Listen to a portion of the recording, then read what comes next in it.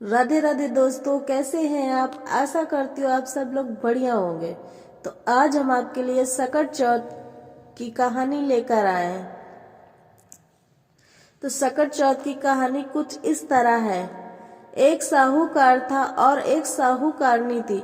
दोनों का धर्म, दान व पुण्य में कोई विश्वास नहीं था। उनकी कोई औलाद भी नहीं थी। एक दिन साहूकारनी अपनी पड़ोसन के घर गई।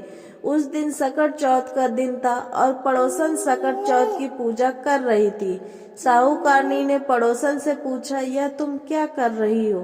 तब पड़ोसन ने कहा, आज सकट चौथ का व्रत है, इसलिए मैं पूजा कर रही हूँ। साहूकारनी ने पड़ोसन से पूछा, इस व्रत को करने से क्या फल प्राप्त होता है। पड़ोसन ने कहा, इसे करने से धन, धान्य, सुहाग और पुत्र सब कुछ मिलता है। इसके बाद साहूकारनी बोली, अगर मेरा बच्चा हो गया तो मैं 1.25 सेर तिलकुट करूंगी और चौथ का व्रत रखूंगी।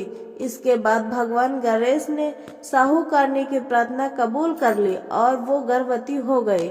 गर्भवती होने के बाद साहूकारनी ने कहा कि अगर मेरा लड़का हो जाए तो मैं 2.5 सेर तिलकुट करूंगी। कुछ दिन बाद उसके लड़का हो गया। इसके बाद साहूकारनी बोली, भगवान मेरे बेटे का विवाह हो जाए तो 5.25 सेर का तिलकुट करूंगी। भगवान गणेश ने उसकी ये फरियाद भी सुन ली और लड़के का विवाह तय हो गया। सब कुछ होने के बाद भी साहूकारनी ने तिलकुट नहीं किया।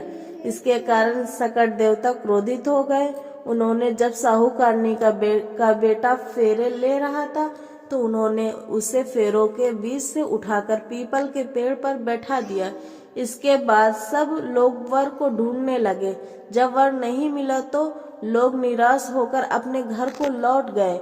जिस लड़की से साहूकारनी के लड़के का विवाह होने वाला था, एक दिन वो अपनी सहेली के साथ गढ़ गौर पूजन करने के लिए जंगल में दूब लेने गई।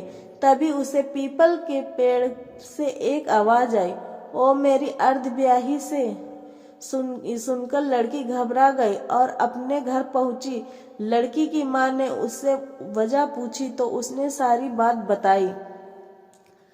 तब लड़की की माँ पीपल के पेड़ के पास गई और जाकर देखा तो पता चला कि पेड़ पर बैठा शख्स तो उसका जमाई है। लड़की की माँ ने जमाई से कहा कि यह क्यों बैठे हो, मेरी बेटी तो अर्धब्याही कर दी, अब क्या चाहते हो। इस पर साहूकारनी का बेटा बोला कि मेरी माँ ने चौथ का तिलकुट बोला था लेकिन अभी तक नहीं किया। सकट देवता नाराज है और उन्होंने मुझे यहाँ पर बैठा दिया है। ये बात सुनकर लड़की की माँ साहूकारनी के घर गई और उससे पूछा कि तुमने सकट चौथ के लिए कुछ बोला था। साहूकारनी बोली, हाँ मैंने तिलकुट बोला था। उसके बाद साहूकारनी ने फिर कहा, हे सकट चौथ महाराज, अगर मेरा बेटा घर वापस आ जाए तो मैं 2.5 मन का तिलकुट करूंगी। इस पर गणपति ने फिर से उसे एक मौका दिया, उसके बेटे को वापस भेज दिया। इसके बाद साहूकारनी के बेटे का धूमधाम से विवाह हुआ। साहूकारनी के बेटे और बहू घर आ गए। तब साहूकारनी ने 2.5 मन तिलकुट किया और बोली, हे सकट देवता, आपकी कृपा से मेरे बेटे पर आया संकट दूर हो गया और मेरा बेटा व बहू सकुशल घर पर आ गए हैं। मैं आपकी महिमा समझ चुकी हूँ। अब मैं हमेशा तिलकुट करके आपका सकट चौथ का व्रत करूंगी। इसके बाद सारे नगर वासियों ने तिलकुट के साथ सकट व्रत करना प्रारंभ कर दिया। बोलो सकट चौथ महाराज की।